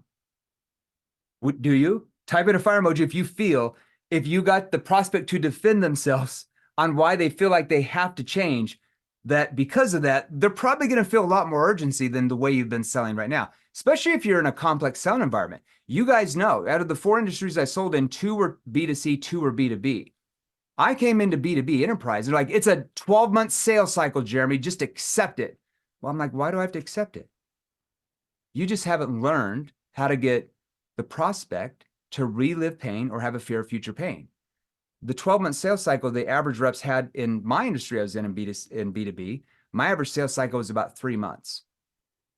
Is a 3-month sales cycle going to make you more money than everybody else in a 12-month sales cycle? Going to go out on a limb and probably say, yes, you make a lot more sales. So I sell enterprise B2B. My longest sales cycle has been 3 weeks. Exactly. So you guys are like, oh, it's a long sales cycle. No, the question is, Jeremy, Matt, I haven't learned yet how to get my prospects to want to open up and tell me their real problems and relive pain where they feel urgency to want to change. Will you help me how to do that? See, that's all learnable, right? How do we have keys for B2B? Same time next week. Perfect. How do we have Fortune 500 companies and Fortune 1000 companies that send funds within 30 days of us first talking to them? Yeah, it's really not. It's not hard. Yeah, I mean, these are high 6- and 7-figure deals, but if people are saying that that's the reason, like, I mean, $2 million, no big deal. Okay, so I might. Oh yeah, there's no sales training companies out there, but fair enough. Exactly. Back in the box. There you go. Go back in the box. So I might ask a generic one like this. Have you considered the ramifications if you don't change this? Or have you thought about what happens to the company if you don't do anything about this? So those are generic questions. Now, see, I'm asking it in a challenging tone, okay? So let's say, I'll give you an example here. Let's say that you sell solar. Let's go back to solar. You sell PPA loans. And meaning after 25 years, the homeowner no longer has a bill. And let's say the homeowner you're talking to is in their 40s, 50s, or 60s. Right after the last solution awareness question, I'm going to ask something like this. Watch how I verbal pace this out. Go back one, Leah. Go back. Okay, go one more over. Okay, stay right there. Okay, oh, go one more. I'm sorry, I'm confusing you, Leah. This is my fault. Sorry, Leah. Okay, go forward. Stay right there. So the prospect says this. If you're in solar, you get this, right? Well, the prospect says, well, let's say the prospect's something like this. Okay, they say, well, what if it doesn't, Leah, stay on the slide. prospect says, well, what if it doesn't play out like you said it would in 3 years? What if my bill ends up being more than $96 a month like you're telling me? What about it? You know what you're going to do? You're going to act confused. Do you know why? Watch this. Watch what I do. Leah, go ahead. Matt, be the prospect here. Say, well, what if it doesn't work out like you said it would and the bill's going to be more? What if it doesn't work out, man? Like you said it would, and the bill's like not going to be what you told me. Well, I mean, what would I guess in your mind, what would cause it not to work out in 3 years if it's all just determined by the sun? Yeah, like the sun's just the sun, right? Like you can't make the sun come up or down every day. Right? Maybe you have magical powers, like sun kind of does its own thing. It's just about, yeah, so it's all determined by the sun. See, Yeah, now, yeah, I guess. yeah, I wouldn't know what to say. see, I'm confused. My confused tone caused them to be like, oh, well, yeah, that makes complete sense. Then I'm going to loop in and I'm going to ask this consequence question. Go ahead, Leah. Yeah, because what happens if you guys don't do anything about this? You know, Nevada Energy, they keep forcing you to pay the rate hikes like they have. And now, because you're like 45, now you're 70, 75, and you're starting to pay the bill every month. But now the bill's what? 3 times as high, but you're on a limited income. How would you guys pay for it at that point? See, that's a consequence question. See what I'm doing? I have to slide that out. We got salespeople in this area that make 6 figures a month in commissions. There you go. Confused tone. Why would I use a confused tone? Because the prospect almost feels like silly. Like, yeah, why would I want to pay a bill that's 3 times as high when I'm on Social Security and let the power companies force me to pay the rate hike? See, what, forcing you to pay the rate hikes. They would never do that. It triggers massive urgency. You see where we're at here? I can't count how many people crush it here. All right. It'd be like us asking you, how are you? Let's say if you told Matt, I want to learn, I'm a salesperson. I want to learn the skills to make 20 grand a month. And then you did get in our training. We'd be like, well, how are you going to get to 20 grand a month if we don't train you how to do that? You'd be like, yeah, how could I? There's no way I could, right? Or if you're a company, well, what happens to your job if we don't train them how to disarm the prospects and your sales number keeps going down 3, 6, 12 months? And like, how long is your boss going to give you at that point? See, he or she starts to think of the consequences if they don't do anything. See what we're talking about? Oh, you like consequence questions, Matt? I love them. So, you get the connecting questions, which is like, what are we here for? Situation questions. What are you doing about what we're here for? Right? The goal, problem awareness. What are the problems associated with the way that you're doing it to get to the thing that we're here for? And a few other things, impacts, solution awareness. What's the solution? What are we looking for? What's the future pace ideal state? Yep. Right. And then some other criteria around that. Consequence questions. What happens if we don't get to the solution, don't solve the problem, right? Because of the way that we're currently doing it to get to the ultimate outcome. Like what are the ramifications? And that's discussion of failure, which is key to driving urgency. Like, Jeremy, do people walk or run out of a burning building? Pretty sure they run pretty fast. Yeah. I'm going to go out. And why is that? It's because they know the consequences of staying. Yeah. And that understanding, a lot of sales reps don't ever ask that question because it can be an uncomfortable conversation. But as sales reps, we live in discomfort. That's the whole point. That's why you guys are here. Learned yet how to get them to open up and trust you where they allow you to ask challenging questions. See, our clients in your space are allowed to ask challenging questions like that because their prospects view them as trusted experts and authorities. Whereas a lot of you, and it's not your fault, this can change for you.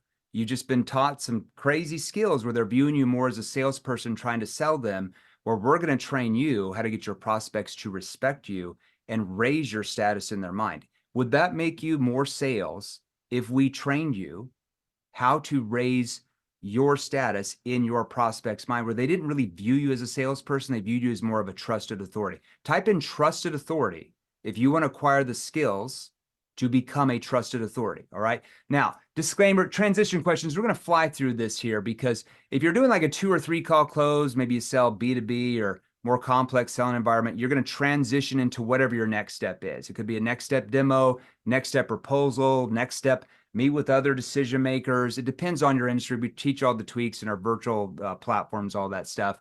If you're 1 call close, you're going to transition right into your presentation. All right. We don't have time to go through hours of presentations here, but we teach you in the portal, you know, how to write proposals that actually convert. Who writes proposals right now? You feel like they're going to convert, you email them out, which we will show you never to email them out. Whatever you do, We're dead. And they just don't convert. They just look at you like, you weirdo. Like, I have all these problems, but I'm not buying. So we're going to show you how to write your presentations and how to present by not presenting. Let me write that down. We're going to show you how to present by not presenting. Oh, sounds cliche. No more 40 to 60-minute presentations where they just tune you out and say, I want to think it over, right? All they do is take your proposal, go to the bottom right, and look at the price. That's all they're doing. Exactly. They commoditize you. Type in yes if you want to learn how to have presentations that actually keep the prospect emotionally involved. You want to learn that? They don't even have to be pretty, guys. Most of mine are on a Google Doc. They don't even have to be pretty. They can be basic. All right. Now, commitment questions. We're going to get to a point in our sales process, whether it's a one call close or multiple call closes, where we get them to commit to take the next step, right? Because you're not going to get, when we say most salespeople have been trained to be pushy and high pressure. You're not going to get to the end of a sales conversation like, well, let me know if you're interested. Get back to me. You're not going to make any sales that way either, right? Trusted authorities don't need to do that. The sale is made in the conversation, the discovery part. The last 5% is the close. It's not like they're closing because you ask them, do you want the red one or the blue one? I want the red one. That's not when they decided to buy. They had already decided to buy way before that, despite your option close. Because if that worked every time, you wouldn't get, well, I haven't decided if I'm ready to buy yet. Okay. So we're going to show you how to get them to close themselves. Type in close themselves if you want to know how to do that. All right. Because we're going to get you this type of power where they feel it is far more risky for them to do nothing at all. Okay. Stay in the status quo, problems stay the same, or buy from somebody else than it is for them to change their situation with you. So commitment questions are this very basic. We're going to lean in. I'm going to show you a few generic ones here. We have obviously industry specific. I'm going to lean. Do you feel like this could be the answer for you? Why wouldn't I say, do you think? Why wouldn't I say, do you think this could be the answer for? Why not say, do you feel? Remember, human beings make buying decisions emotionally, not logically. So if I say think, I shift their brain to left brain, logical based thinking. If I say feel, I keep them on the emotional side. Type in me if you've never even heard that before, because that is very basic. Oh, very basic right there. Did you hear my tone? Did you hear the verbal pauses? Matthew, where are we at? What are your thoughts about what we've covered so far? We gave him a little bit there. What are your thoughts? Guys, I mean, I'm going to start calling you Dylon because, my friend, you are spitting hot fire, right? And for those of you who are over 40, you know exactly what I'm saying. Right? You guys spitting hot fire. I like it.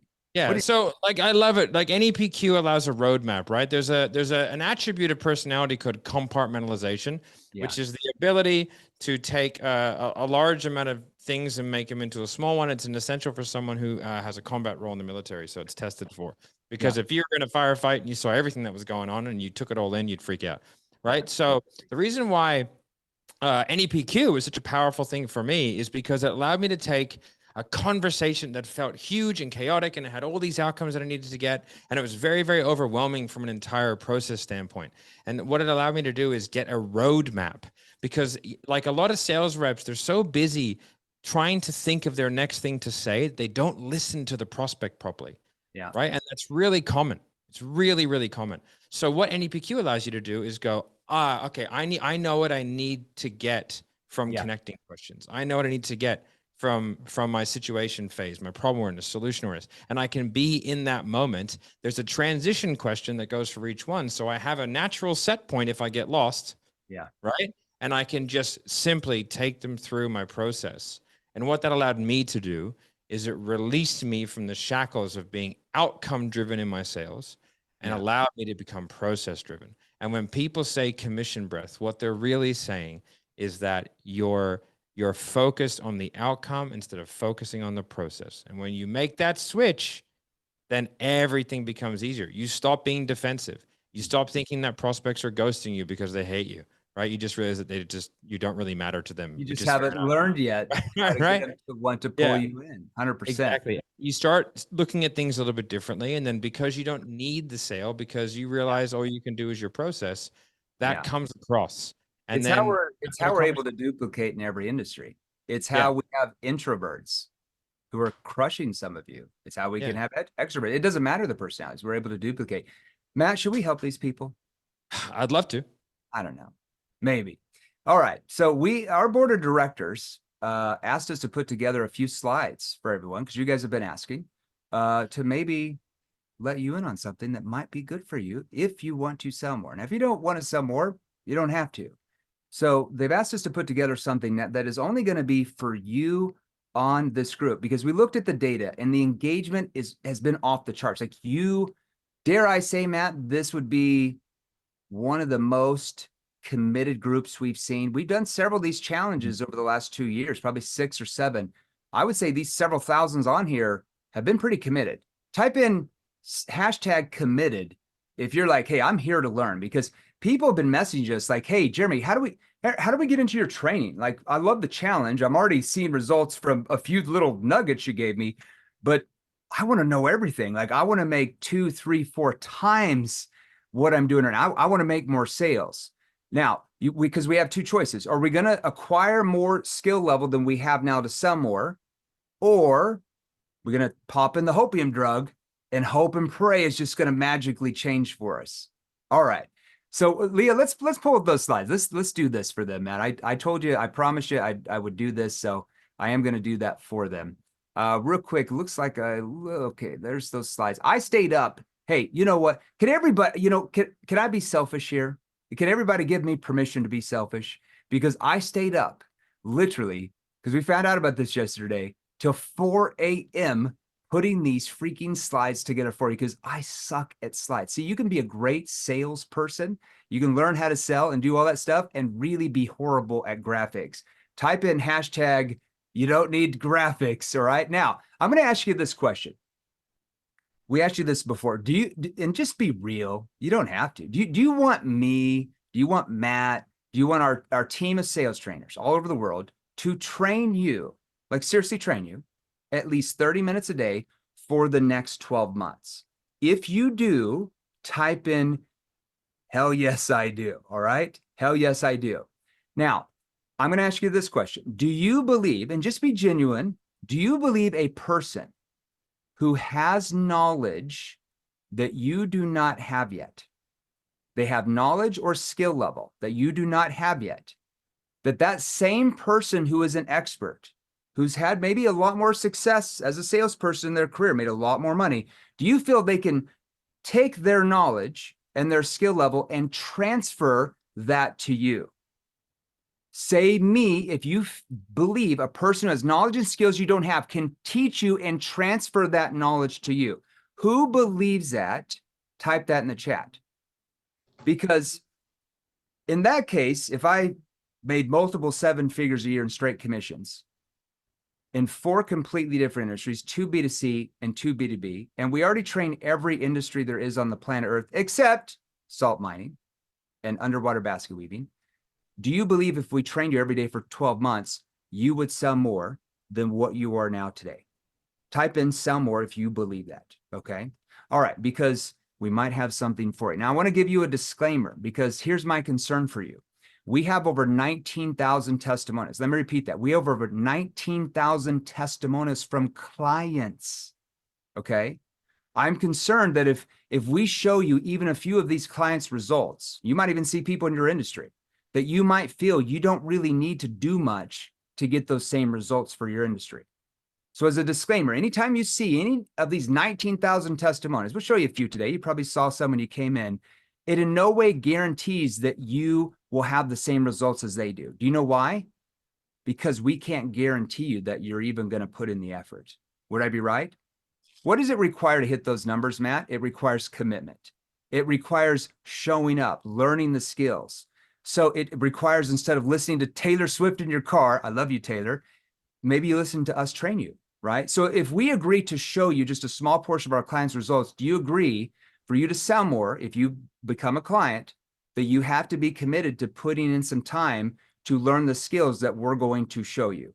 Type in commitment if you are committed, that if we transfer that knowledge to you, you will put in the time to actually learn it. All right, Matt, do we have anybody that's committed? Should I show them any slides or should I just shut it all down today? I'm okay either way. There's a lot of committed people in here. I don't see any tourists. There's no one walking around with an iPad and binoculars. These guys are. I had a feeling you guys were not tourists. This is a really good group. Now, I'm gonna play this. I just interviewed this client. I picked this client because he was a shy introvert. Okay, his name's Tony Bianco. He'll tell you he's an introvert. I interviewed him 2 months ago. He used to be a computer programmer like 5-6 years ago before I got into sales. He was getting mentally beat up. He was timid on the phones. He just couldn't sell anything. Leah, play this, and then I'm going to ask you a couple questions right after. Let's play that. Play this video. Being an introvert, sometimes you try to like overcompensate. I was always like the shy kid that got picked on at school. I was always learning like the Amazon best-selling, like old school, cringy kind of way to sell. You don't really like it, but you do it because that's what some guru said is the way to communicate. Right. Yeah. Then I got introduced to your training.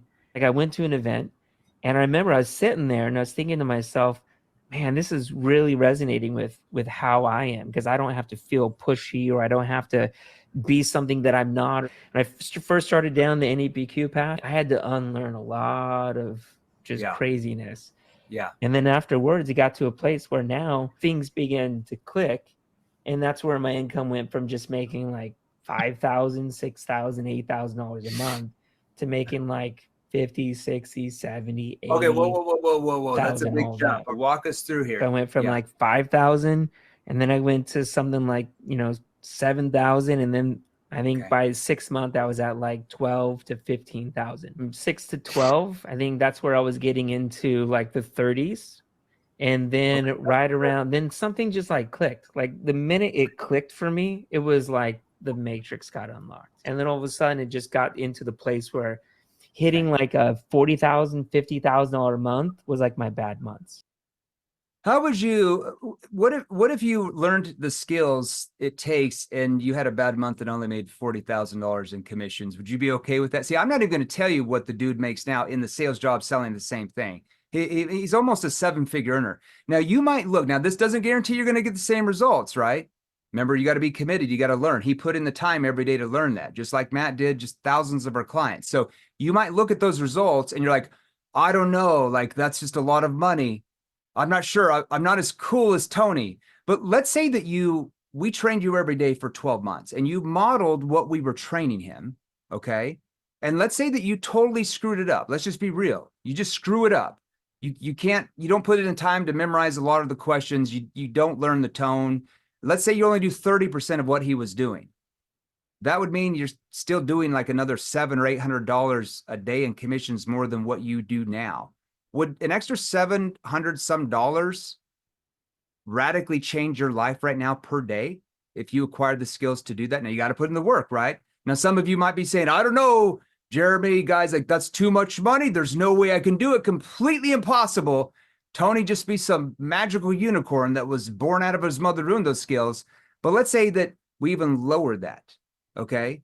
Like that's too much more money for him. Let's say that you follow the sales process that we can train you for your industry and you totally screw that up. And you only do like an extra 10% of more of what Tony was doing every month. And you only make like an extra $270 a day in commissions.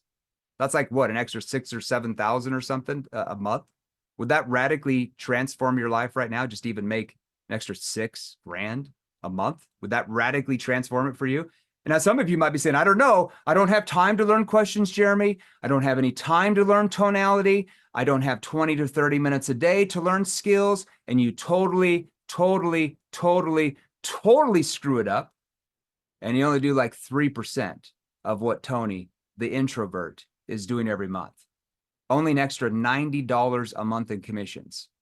Would an extra, $2,600, $2,700 a month help you right now compared to what you're doing? Would that help pay your rent payment or your house payment? Would that cover maybe some debt or student loans that you want to pay off that you can't because you're not making enough sales? Would that pay for your kids' college?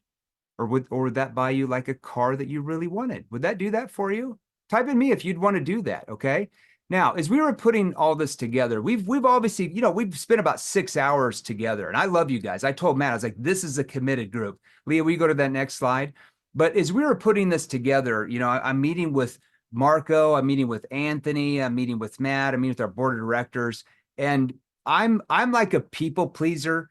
I feel bad. Like I was like, we're going to leave some of these people hanging here. We're going to teach them some stuff. They're going to come tomorrow and they're going to get blown away, but they're not going to know how to use every single question for every single sales situation that they're ever going to be in without us training them how to do that.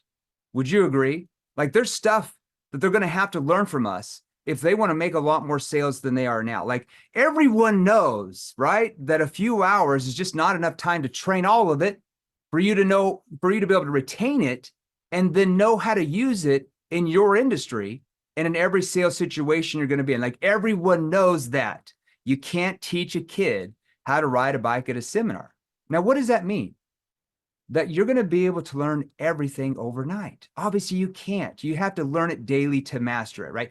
Type in hashtag master if you want to become a sales master. Now, do you want us to do something absolutely crazy for you right now? Type in crazy if you want Matt and I and our team to do something like literally crazy. I think we are crazy because Matt, you hear? I believe this group is the best we've ever trained. Okay, the questions they are asking are serious questions. They want to be professional. Some of them are already doing well. They just want to be great. Do you want me to spend the next 15, 20, maybe 25 minutes and go over like a very special, dare I say, unique opportunity that we wanted to put together for you so you could walk out today armed with the right skills to start making more sales tomorrow? Who wants to make more sales than you are now tomorrow? Like you want to get better tomorrow. Why not, just push it down the road like unsuccessful salespeople would? Who wants to walk out armed with the right skills to disarm your prospects to let their guard down? Who wants to learn the right questions to prevent objections? Who wants to learn tonality that causes your prospects to pull you in and close themselves? Who wants to get results like our clients are? Now type in me if you are committed to learning that, because it takes commitment, right? Now, who is this for? Who is the training package for? We developed something for you. Because a lot of people say, hey, Jeremy, I'm not even in sales. How would this help me? I own a business, or I'm a plumber, I'm a contractor, or I'm a coach. Like, how does this help me? Are you in sales? Dare I say everybody on here in sales? Even if you don't get paid a commission, what are you trying to do every day? You're trying to persuade, you're trying to influence, and you're trying to convince others daily. Would I be right? You're in the business of moving others. If you're an entrepreneur trying to get your employees to catch your vision of where you want to take your company, what are you trying to do? You're trying to persuade. You're trying to influence, right? If you're an employee trying to convince your boss to give you a pay raise, what are you doing? You're trying to persuade. You're trying to influence, right? You're trying to move. If you're an independent contractor, if you're, in home services, you're a coach, you're trying to get more clients, you're consulting, what are you trying to do? You're trying to persuade, you're trying to influence. If you're an attorney trying to convince a judge that your client's innocent, what do? You're trying to persuade, right? So we're all in sales matter. It does it now. It doesn't matter. So here's what we're going to give you. We're going to give you, like Matt said, an opportunity for us to train you for a year if you want to sell more, okay? This is the newly enhanced NEPQ 2.0 version. It has a retail value of $3,997. So you're going to have access to all of our virtual training today. This is like a 49-hour course or something right now. It could be off an hour or two, but you're going to be able to log into an account if you want within 30 minutes from me talking right now and start watching me train you everything so you start making more sales. Type in me if you want to do this for a year and I train you. We train you how to do this. Now, write this down because this is really important. Step number 1, okay? We're going to teach you how to connect with zero resistance, okay? Now, this has been proven over and over again.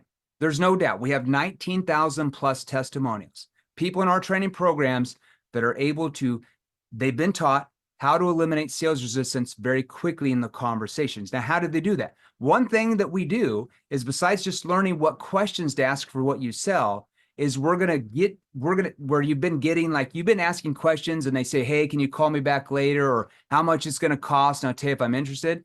So instead of that, we're going to show you different pattern interrupts.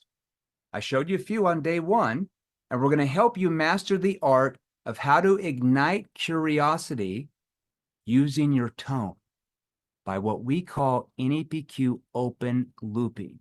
Who wants to learn NEPQ open looping that causes your prospects to pull you in? Just like this client right here. I pulled this up here. Beginner in sales, Rob Must. Look what he posted here. Setting in the same area you were. He said, this is one of the best investments, and said within 8 weeks of going through our NEPQ portal, read what he wrote. He went from 6,000 to 12,000 in commissions. Would that not be bad in 60 days from now? Now, how did he do that? Well, he just mastered step one, which was mastering getting his prospects to let their guard down and connecting with resistance. He used our intros. He used our stage one that we train you that causes them to like melt. All right.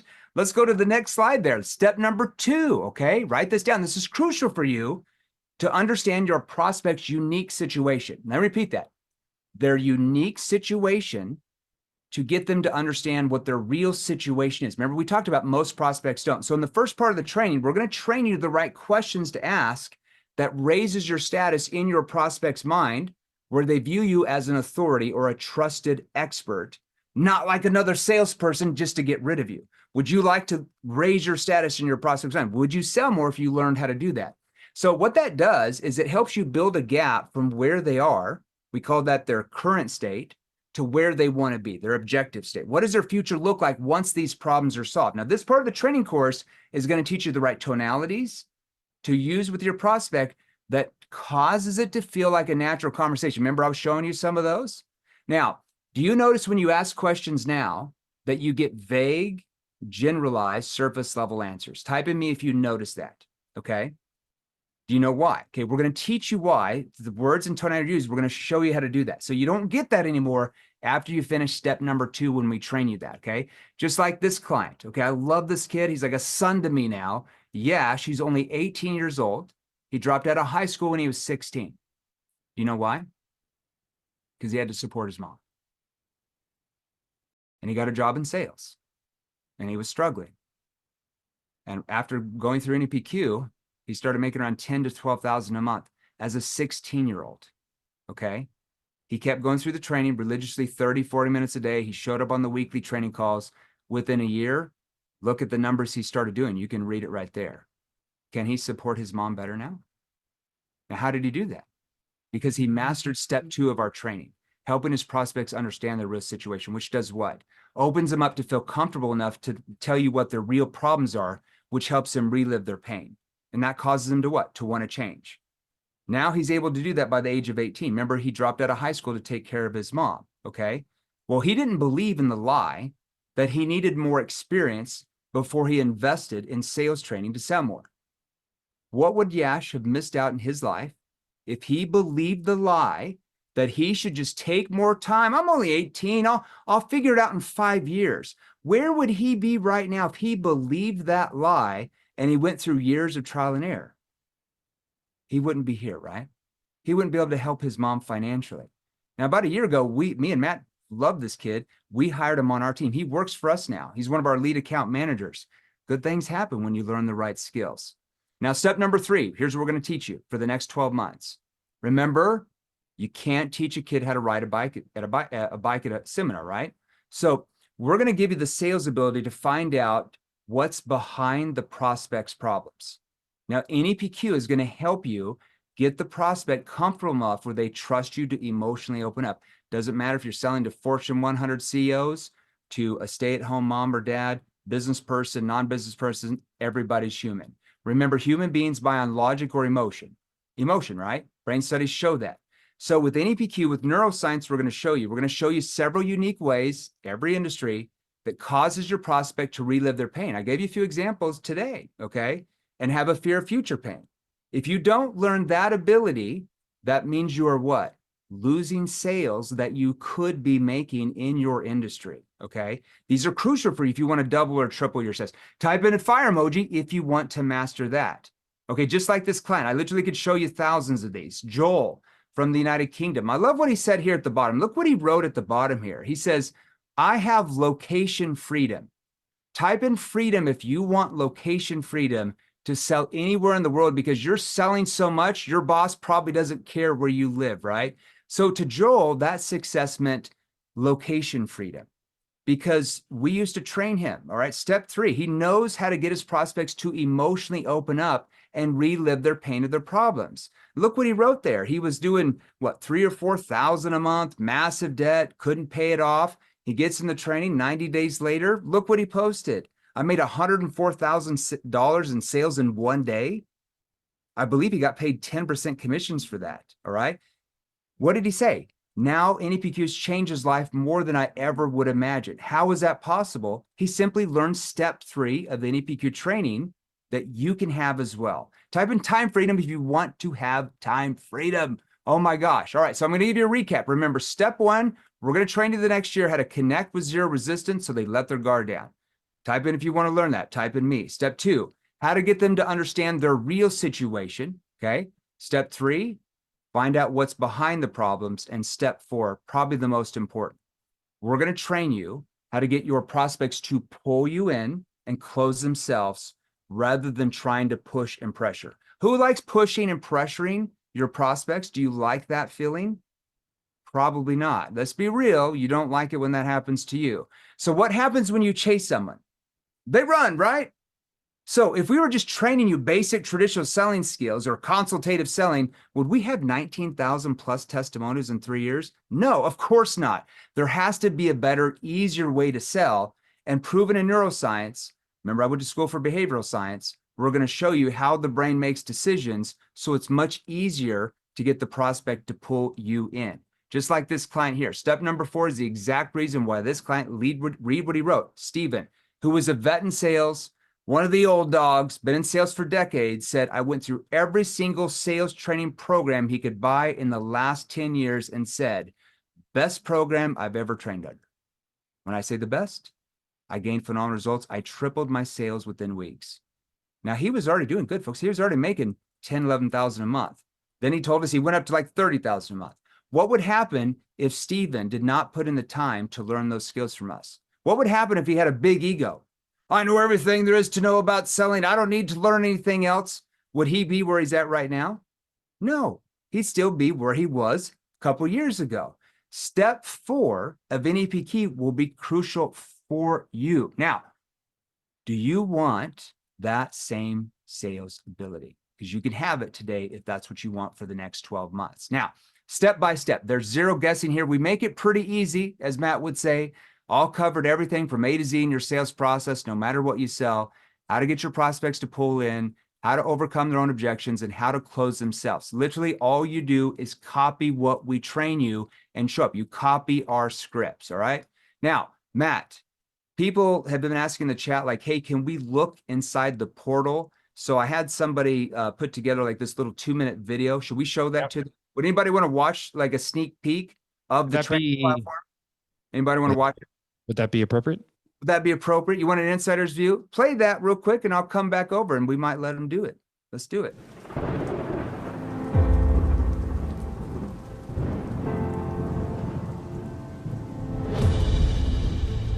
Are you ready to do sales differently? Times have changed. You got to do something. In these uncertain times, buyers are more skeptical than ever before. But a new model of selling is rising to meet the challenge. We have to disarm the prospect. Jeremy Miner, founder of the new model, along with his team at 7th Level, are changing how the game of sales is played. Introducing 7th Level's virtual training platform.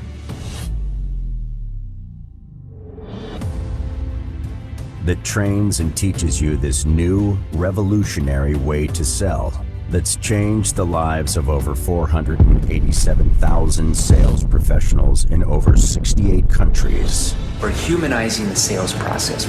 It's here, and it works. It's the new way of selling and it works. I approve. This feels so honest, and it feels like what we're doing, it just makes sense. When you think about the old way, you shake your head and just, it's like, why did we ever do it that way?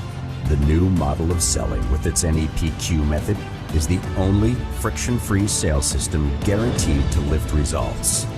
Enjoy 24/7 access and state-of-the-art forget-proof software. Tailored levels of training at the touch of a button. With over 41 hours of new model tactics, selling is now simple and certain, since it works with how your prospects think and with how they like to buy. It really draws out emotions. Finally, a duplicatable sales training system that lets you measure skills, predict results, and raise revenue in any economy. It's the future of selling. It's 7th level virtual training with Jeremy Miner. Thank you, Leah. All right. So, here's the thing, like, are you a tourist or are you wanting to be a sales professional like our clients in your space? These are all choices. Success is just a choice. It helps like clients like this. I showed you here. Michael McIntosh came up to me after an event. He said, I need this, Jeremy, but I'm really busy. I don't have a lot of time. I'm a soccer coach for my kids. My wife won't let me take more time. I go shoot. Get a lot of excuses. Do you ever had excuses in your life? Where have those excuses gotten you financially?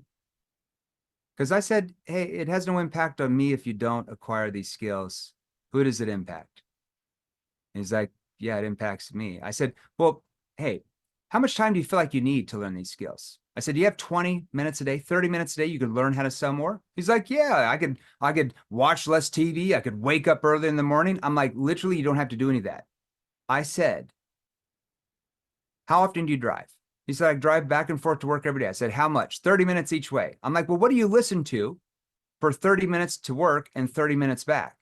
Well, he's like, well, I listen to talk radio. I'm into politics. He's like, I listen to my favorite songs. I'm like, really? How much are the political talk shows and Taylor Swift making you every month? 0. He said, it looks like I've got at least an hour a day. Look what he wrote after he got in the training. He said, after implementing this into my stores, my reps, last quarter, we went from an average store for Verizon to being the top 5 in the entire nation. Crazy thing is, we were one of the smallest stores. They're asking me how I was doing it. Do you want to come to your boss 30, 60, 90 days from now? And they're like, how are you doing this? How did you actually become so great at sales? That's what you have for the next 12 months if you want to acquire the skills. Now, the third part you're going to get, this is me.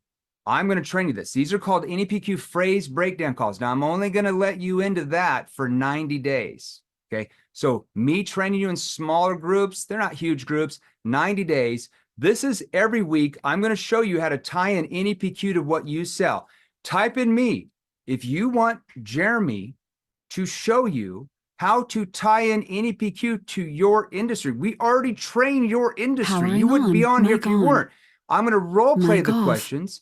You're going to hear my tonality every week for 90 days and my body language. Would you sell more if I took the time to do that for you? Type in me if you feel like you would sell more if I did that. That has a value probably far more than that, all right? Just like this client, George Jacobs, he went up to me at an event years ago and he said this, because I know some of you are like, this sounds great, Jeremy, but you don't understand. My industry is very unique.